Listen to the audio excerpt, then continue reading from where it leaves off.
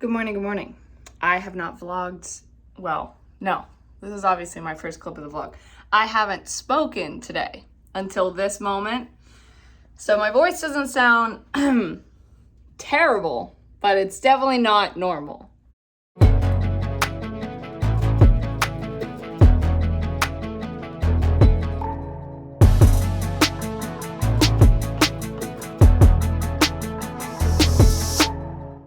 That's fine though. I don't really think anyone at church is gonna mind too much. Because my voice doesn't hurt or anything. It just sounds strange. Anyway, so I'm gonna leave for church in a few minutes. I slept great, thankfully, last night.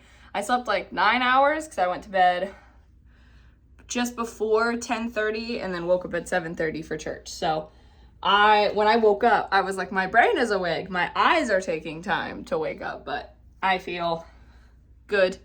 My voice just sounds weird. But yeah, time for church. As far as I know, the script today involves 4 child volunteers. I also just successfully placed the sequel to this book on hold. So it's in the process then of being transferred to my library right here.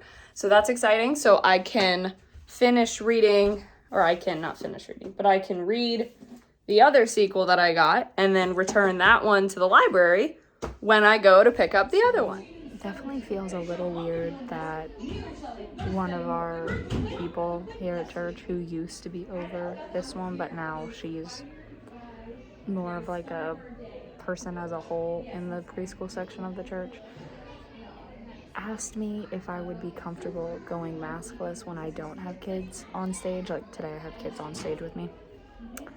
She was like, because I feel like the kids are like missing you and like missing your face and they need to see your face and like you're an actor, you know how important it is. And I was like, part of me wanted to be like, acting's actually all in the eyes.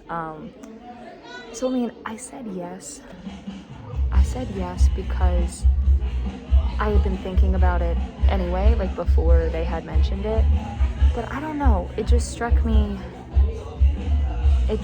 as odd, like that they've been obviously talking not behind my back, but they've been talking as a group and probably being like, why is she still wearing it when she's on stage and she's not near the kids? But the kids seem to love my segments with or without the mask, you know? Like, I don't know, just kind of rubbed me the wrong way. As I said yes because I had been planning on doing it anyway, but I put another pimple patch. Sorry, that was my middle finger. I didn't mean to do that. I put another pimple patch on because it's like the tiniest bit raised still. And I swear, if this thing pulls out more stuff, I'm gonna throw a fit because how in the world? Anyway, I have like 3.5 hours left of work. In less than an hour is when the virtual awards ceremony comes on for the thing Ace was nominated for. So I will turn that on instead of the DFB videos I have playing right now. So it's like 10:24 and I finished work right at 6:30, but I probably didn't start reading until like an hour after that. I flew through this book. It's 305 pages, which granted the margins are pretty big. I flew through that book. And it was very good. It was very good. I feel like I sort of need to hang on. My watch was deciding to go off for whatever reason. But I feel like maybe I should read the end, like the very, very end again, just because there are a few things that happened that don't really make sense totally. If you're ever planning on reading this book, then turn off this clip because I'm going to mention a few things and I don't want them to be spoilers. So just skip this clip and wait until the next one. So you end up finding out that, like, the people who sent them on the mission are also the ones that are sort of sabotaging the mission. Not sabotaging it, but, like, it's an extra test. But the reason why they do it doesn't really make a lot of sense, because they have an AI that they sent with them that's, like, the highest, like, whatever. And the AI acts on orders to basically destroy their communication, so they can't communicate until one of, like, something else happens. So then they are able to communicate again. And the AI deactivates itself and is like, I was acting on orders. So you're like, okay, so the people back there gave the orders for that to happen, but they didn't know that the other ship was going to dock with them to give them back communication. And I don't see how they could be receiving any other orders. So you know it had to come from them. And then something makes a little bit more sense, because, like, there's also a big thing of, like, oh, they're pretty sure that there's life on the planet.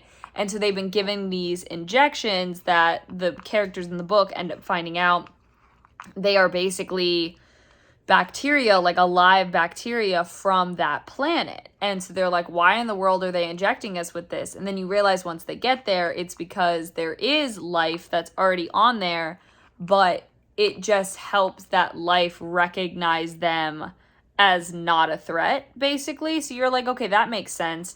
And they also introduced a really cool thing where it was talking about how throughout time, sort of when, like, meteorites or stuff, like, crash into the earth, if that is actually carrying bacteria and stuff from other planets, and that there is a part of the population that sort of genetically mutates with that without them knowing. And so one of the characters is, like, they're both in the water where this the life on that planet is, and the one of them dies and the other one is completely fine. And the being actually even lifts him back up to the surface and lets him, like, out of the water, like, not even, like, you know, harming him at all, like, recognizing him. And so you're like, wow, like, he has that DNA. And so, like, he was born with that DNA without knowing it. And there had been, like, little hints of it. Like, he had been a really good diver, and he could be underwater for a little bit longer than most people could. And so that's when, like, the government, whoever, like, they clocked him, and they were like, like, we think that might be. So anyway, it was good, but the very last, like, the epilogue is a little bit more where I'm like, where, like, there's a few things that I feel should have been fleshed out a little bit that weren't, but it was very good, and I'm very happy with how it ended. I was so afraid it was going to be one of those, like, tragedies where one of the main characters wasn't going to make it. Fortunately, that didn't happen. So it seems the next book to read is also science fiction, I think. Science fiction, fantasy, something like that. So I guess I'm on a roll, but I, have had good luck with these past two duologies because they've been good. I'm going to bed, so thank you so much for watching. Hope you enjoyed. All my social media is in the description. Love you all.